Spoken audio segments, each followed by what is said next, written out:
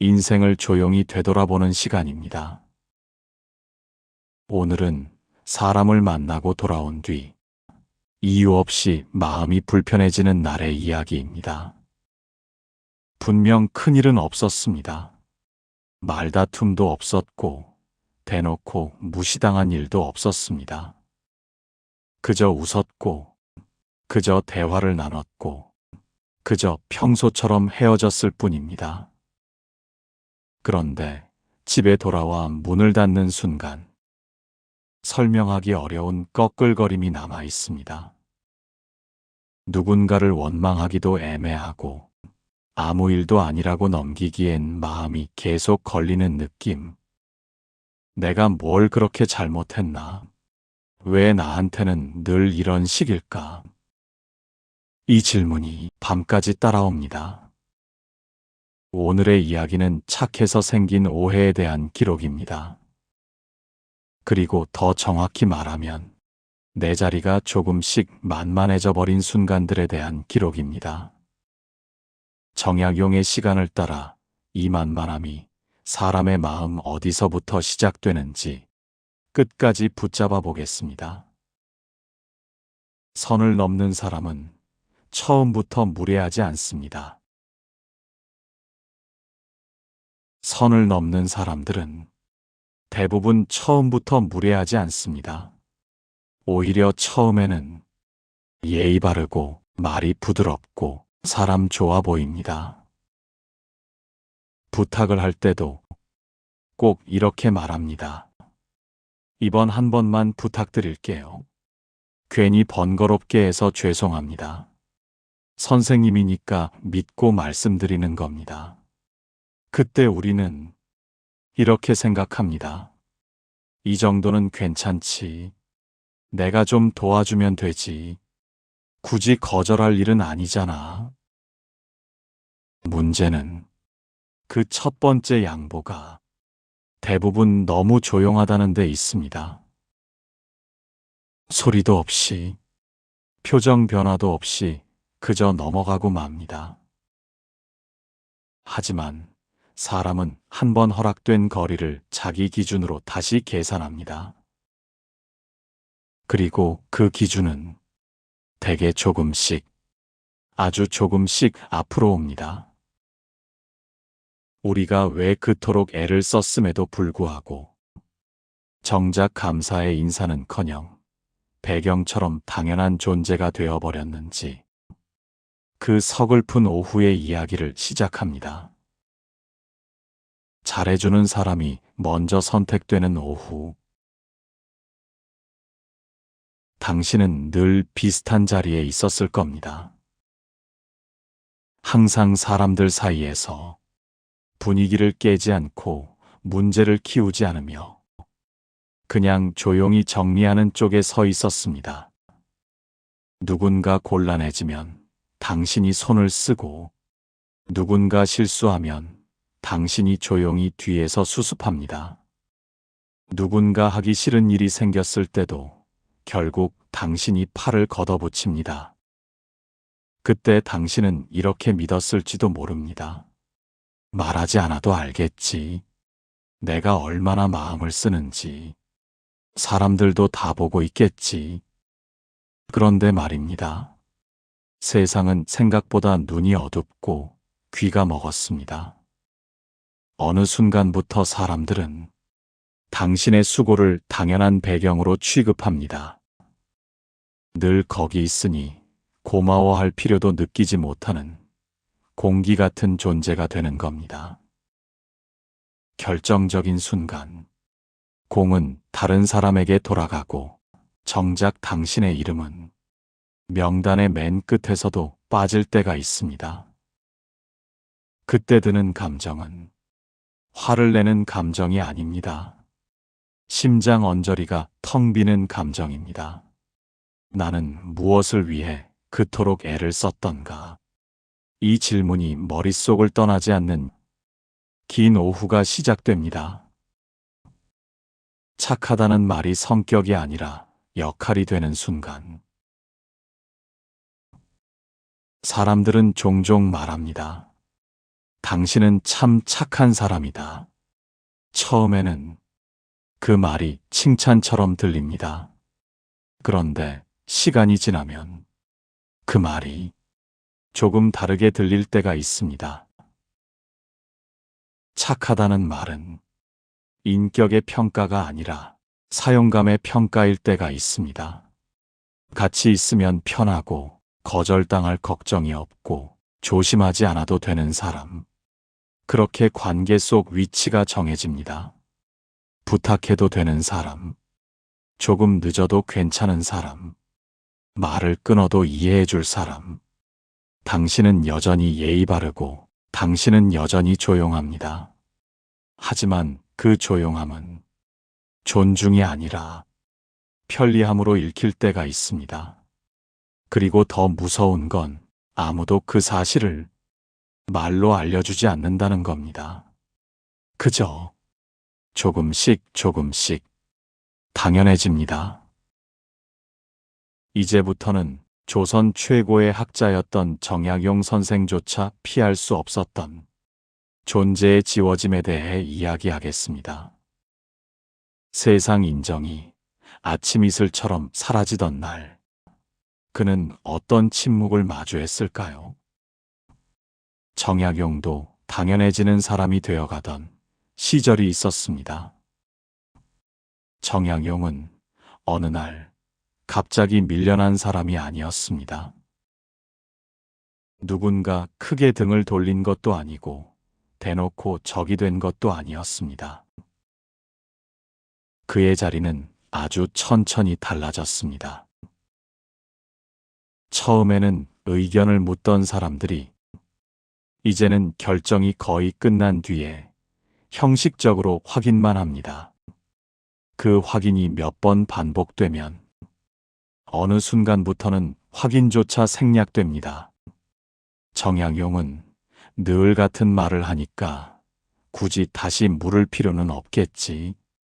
그 말 속에는 비난도 악의도 없습니다. 그저 이미 알고 있다는 안도감 같은 것이 있습니다. 사람들은 편한 쪽을 선택합니다.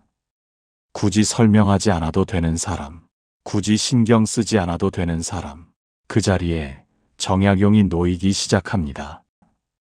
그는 여전히 성실했고 말을 아꼈고 관계를 어지럽히지 않았습니다. 하지만 그 태도는 존중이 아니라 편리함으로 읽힐 때가 있습니다. 사람들은 조용한 사람에게 선을 긋지 않습니다. 대신 선을 조금씩 앞으로 옮깁니다. 오늘은 이만큼, 내일은 조금 더, 그 다음 날은 이미 넘어와 있는 상태가 되는 것을. 정약용은 아마 이 변화를 누구보다 먼저 느꼈을 겁니다. 내가 틀려서가 아니라 내가 너무 오랫동안 이해하는 쪽에 서 있었기 때문에 자리가 달라지고 있다는 것을 말입니다. 그 깨달음은 화를 만들지 않습니다. 대신 이상한 침묵을 남깁니다. 말을 해야 할 것 같은데 굳이 지금 꺼내면 괜히 분위기만 어지럽힐 것 같고 아직은 참을 수 있을 것 같아서 또 한 번 넘기게 되는 침묵. 그렇게 사람은 조금씩 당연한 사람이 되어갑니다. 그리고 그 당연함은 누군가의 악의가 아니라 관계가 오래 유지되면서 자연스럽게 만들어진 결과일지도 모릅니다. 이제부터 정약용은 그 당연함이 어디까지 흘러갈 수 있는지를 몸으로 겪게 됩니다. 강진이라는 공간에서 사람들의 부탁이 어떤 얼굴로 다가오는지 말입니다. 강진의 어느 날 부탁이 당연히 되는 장면들. 유배지 강진에서 정약용에게도 사람들은 찾아옵니다. 처음은 조심스러웠을 겁니다. 선생님, 이것 좀 가능하십니까? 염치 없지만 한 번만 봐주실 수 있을까요? 한 사람의 억울함이 종이 한 장에 담겨 들어옵니다. 정약용은 그 글을 읽어주고 다듬어주고 문장을 다시 세워줍니다. 한 번은 정말 한 번이었을지 모릅니다. 하지만 그 다음부터는 선생님이라는 말이 문을 여는 열쇠가 됩니다. 부탁은 늘고 사연은 쌓이고 사람들은 줄을 섭니다.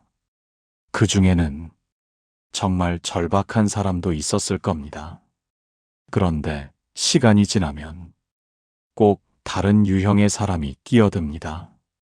절박하지 않은데도 먼저 손을 내미는 사람, 고마움보다는 당연함이 먼저인 사람, 정약용의 시간을 자기 것처럼 쓰는 사람. 어느 날은 아직 해도 지지 않았는데 문이 또 두드려집니다. 오늘도 한 장, 내일도 한 장, 그 다음 날도 한 장. 정약용이 거절하지 않는다는 걸 사람들은 이미 배웠습니다. 그래서 부탁은 점점 더 짧아집니다. 설명은 줄고 미안함도 줄고 기다림조차 줄어듭니다. 그의 방안은 늘 누군가의 사정으로 가득합니다. 그 사정들을 다 듣고 나면 정작 정약용의 하루에는 무엇이 남았을까요? 그때부터 사람은 조금씩 자기 자리가 사라지는 느낌을 받습니다. 이제 마지막 오막입니다. 우리가 만만해진 것이 결코 우리의 부족함 때문이 아니라는 사실을 증명해 보이려 합니다. 정약용이 밤마다 붓을 잡으며 홀로 견뎌냈던 그 허무의 시간 속에서 찾아보겠습니다. 만만함은 성격이 아니라 관계가 만든 결과입니다. 여기서 분명히 해야 할 것이 있습니다. 당신이 만만해진 건 당신이 부족해서가 아닙니다. 당신이 바보여서도 아니고 당신이 눈치가 없어서도 아닙니다.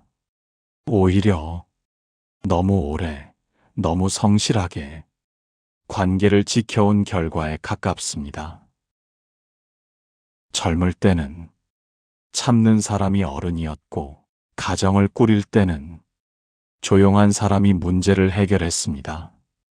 그 시간 동안 당신은 계속 괜찮은 쪽을 선택해 왔습니다. 그 선택은 틀리지 않았습니다.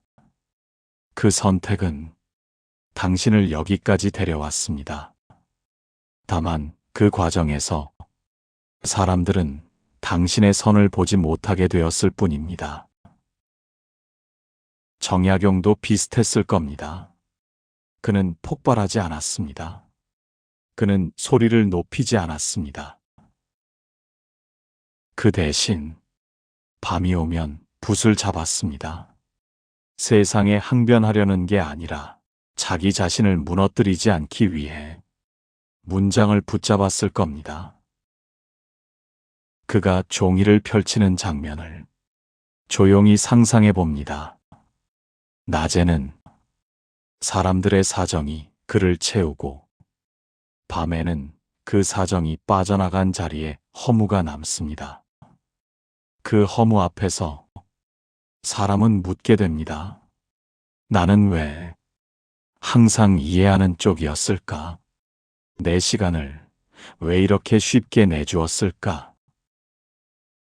이 질문은 지금의 당신에게도 낯설지 않을 겁니다. 아직 정리하지 않는다. 오늘은 답을 내리지 않겠습니다. 지금 바로 선을 긋는 방법을 정리하지도 않겠습니다. 다만 이것만은 분명히 해두고 싶습니다.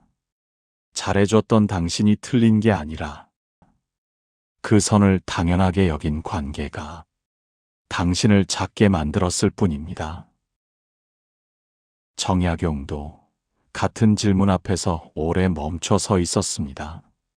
그리고 그는 답을 찾기 전에 먼저 살아내는 쪽을 택했습니다. 질문을 품은 채 오늘을 넘기고 내일로 걸어갑니다.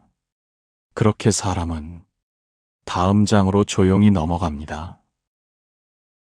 다음 이야기에서는 이 만만함이 어떻게 가족이라는 이름 안에서 더 말하기 어려운 침묵으로 바뀌는지 정약용의 다음 시간을 따라 조용히 살펴보겠습니다.